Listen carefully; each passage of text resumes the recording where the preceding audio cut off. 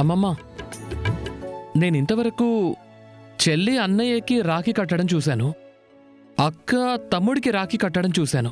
కానీ చెల్లి అక్కకి రాఖీ కట్టడం ఇదే ఫస్ట్ టైం చూస్తున్నాను. వీళ్ళిద్దరూ ఇప్పుడు కాదు, చిన్న వయసు నుంచే ఒకరికొకరు రాఖీ కట్టుకుంటారు. అందులోనూ మా నిధికి బుద్ధొచ్చినప్పటి నుంచి వాళ్ళ అక్కకి రాఖీ కడుతుంది. శాంతి, నాకు బుద్ధొచ్చినప్పటి నుంచి అంటే ఏంటర్థం? నాకు చిన్నప్పటి నుంచి బుద్ధుంది. నేను 5 ఏళ్ల చిన్నపిల్లగా ఉన్నప్పటి నుంచి అక్కకి రాఖీ కడుతున్నానని చెప్పు. అదే అన్నానే, అప్పుడే కదా నీకు బుద్ధొచ్చింది. శాంతి, అక్క ఎదిగో స్వీట్ తిను.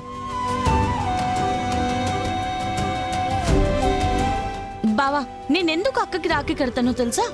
తను ఎప్పటికైనా నా వైపే. తను చూడ్డానికి హిట్లర్లా కనబడుతుంది. ఏమన్నా? అక్క చెప్పేది వినక్క, ప్లీజ్ వదులు, నొప్పిగా ఉందక్క. చెప్పు, పర్లేదు, వింటాను. చెప్తాను, వదులు. చెప్పు, తర్వాత వదులుతాను. హిట్లర్ గా ఫుల్ స్ట్రిక్ట్ గా ఉంటుంది, కానీ అమ్మలాగా ముద్దు ముద్దుగా ప్రేమిస్తుంది అని చెప్పబోతున్నాను అంతే. మాట్లాడేవన్నీ మాట్లాడి ఇలా వెన్న రాసినట్టు మాటలు మళ్ళీ. అక్క, నేను నిజంగానే చెప్పాను. నాకు తెలుసు, నా చెల్లి ముద్దు రాజకుమారి. నేనెప్పుడు నీతోనే ఉంటాను. నీకేం కావాలో అన్ని ఇవ్వడం నా బాధ్యత. మన మధ్య ఏదీ రాదు, వస్తానన్నా రానివ్వను. ఆహాహాహా, క్యూట్ లేడీస్.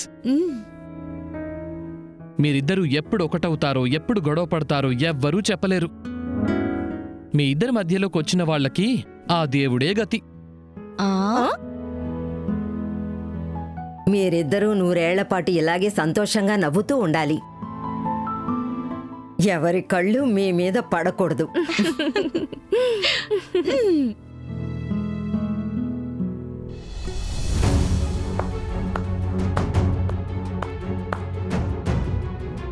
భక్తితో దేవుడికి పూజ చేయడం, నాకు మంచిగా జరగాలని నువ్వు కోరుకోవడం, దేవి దానికి అస్తు అనడం, ఇదే కదా ఈ పండగ ఉద్దేశం అని వీడు వాగుతున్నాడు. ఏమండి, పండగ రోజు ఇలా దేవుడి ముందు నిలబడి ఇలా రంగురంగుల అబద్ధాలు చెప్తుంటే దేవుడు క్షమించొచ్చు, కాని నేను అబద్ధాలు చెప్పే నాలికని కత్తిరించాలన్న కోపం వస్తుంది. ఇందులో అబద్ధమేముందండి?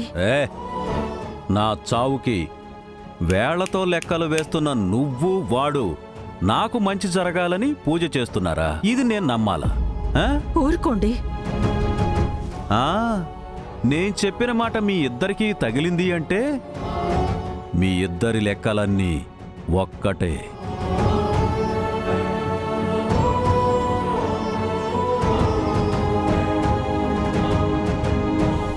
ఒకవేళ నీ మాటైనా నమ్మొచ్చు కాస్తంత, కానీ నువ్వున్నావు కదా, నవ్వుతూనే పొడి చేస్తావు.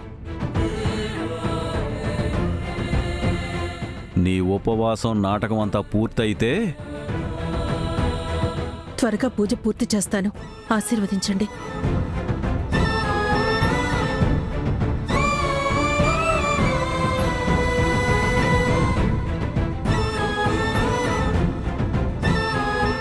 బాధపడకమ్మా, మనల్ని అర్థం చేసుకుంటారు.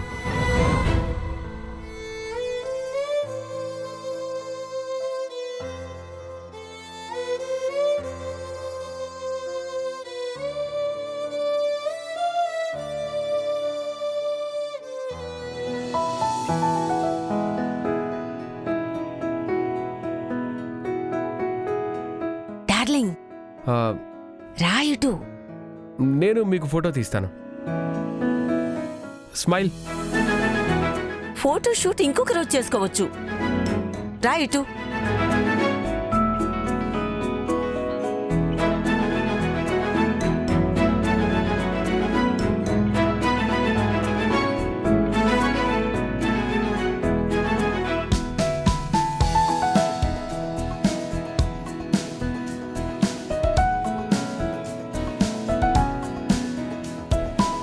అన్నయ్య, వస్తున్నాను.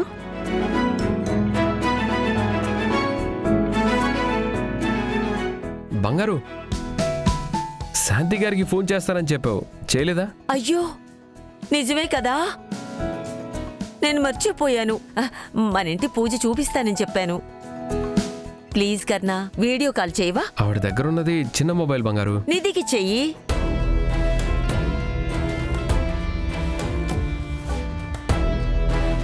ఎందుకు చూస్తూ నిలబడ్డావు? చేసివ్వు.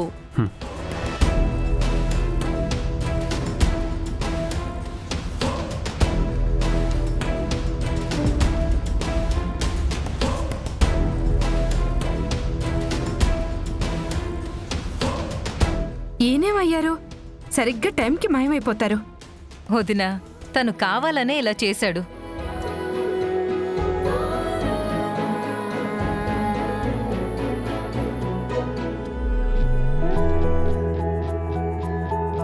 Wow, it's beautiful.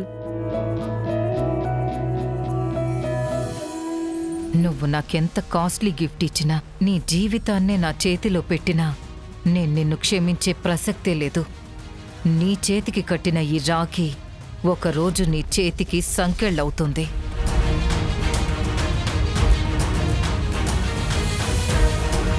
ఆద్యంతరహితే దేవి ఆదిశక్తి. ఏంటి అలా చూస్తున్నావు? వెళ్ళు, నిత్యని పిలు. మ్మ్. నా నా నా నా. కర్ణా సార్ వీడియో కాల్ చేస్తున్నారు. హాయ్ నిధి, బాగున్నావా? నేను బాగున్నాను, మీరు? సూపర్. మేకజడతో మాట్లాడదామని ఫోన్ చేశాను. ఇక్కడే ఉంది, ఒక్క నిమిషం ఆగండి. శాంతి, ఏంటి? ఫోను. ఎవరు? మ్, ఏంటే పాలకోవా, ఫోన్ లోపలికే వచ్చేసావా? అవును మరి, నీతో మాట్లాడాలంటే ఎలా అయినా సరే వచ్చేస్తాను.